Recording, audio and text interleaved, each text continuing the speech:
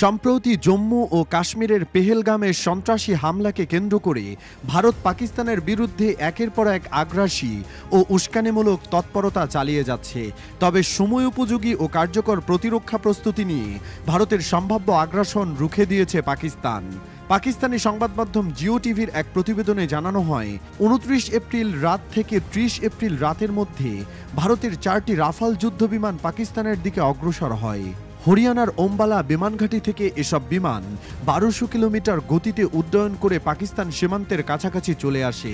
যদিও তারা পাকিস্তানের আকাশসীমা অতিক্রম করেনি, তবুও তাদের কাছে থাকা 200 কিলোমিটার পাল্লার স্পাইস 2000 ক্ষেপণাস্ত্র বড় হুমকি হিসেবে দেখা হয়। এই পরিস্থিতিতে পাকিস্তান বিমান বাহিনী তৎক্ষণাৎ প্রতিরক্ষা ব্যবস্থা সক্রিয় করে।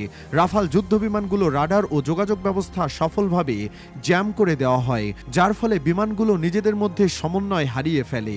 একই সময়ে আকাশে পাকিস্তানের জেট-10C যুদ্ধবিমানগুলিও টহল দিচ্ছিল, যেগুলো 230 কিলোমিটার পাল্লার PL-15 ক্ষেপণাস্ত্র দিয়ে সজ্জিত ছিল। অর্থাৎ পাকিস্তান নিজ আকাশসীমার মধ্য থেকেই ভারতের রাফালকে টার্গেট করতে পারত। এই কৌশলী জবাবে ভারতীয় রাফাল বিমানের দলকে শ্রীনগরে জরুরি অবতরণ করতে হয়। তারা আম্বালায় ফিরে যেতে পারেনি।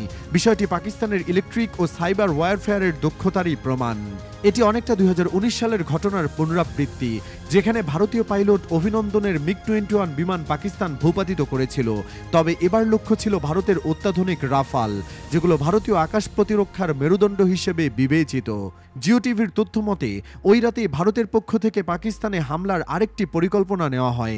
তবে পাকিস্তান তাৎক্ষণিকভাবে 40 থেকে 50টি যুদ্ধবিমান আকাশে পাঠিয়ে পুরো পরিস্থিতি নিয়ন্ত্রণে নেয় এবং ভারতের সম্ভাব্য হামলা আগেভাগেই প্রতিহত করে। সূত্রগুলো জানায়, পাকিস্তানের মাল্টি ডোমেইন সক্ষমতা, বিশেষ করে সাইবার ও মহাকাশ ভিত্তিক প্রযুক্তির আধিপত্য ভারতের কৌশল ব্যর্থ করে দিচ্ছে। পাকিস্তান শুধু আকাশসীমা নয়, প্রযুক্তিগত দিক থেকে ভারতের থেকে এগিয়ে আছে। এই আধুনিক প্রযুক্তি ব্যবহারের মাধ্যমেই পাকিস্তান রাফালের মতো উন্নত যুদ্ধ বিমানকে মোকাবেলা করতে সক্ষম হয়েছে। ভারতের প্রধানমন্ত্রী নরেন্দ্র মোদী একসময় বলেছিলেন, 2019 সালে যদি রাফাল হাতে থাকত তবে পরিস্থিতি অন্যরকম হতো। কিন্তু এবার রাফাল হাতে থাকার পরও পাকিস্তানের দক্ষ প্রতিরক্ষা কৌশলের সামনে ভারত আবারও ব্যর্থ হয়েছে। এটি পাকিস্তানের আধুনিক প্রতিরক্ষা সক্ষমতা এবং কৌশলগত প্রস্তুতির একটি জোরালো প্রমাণ।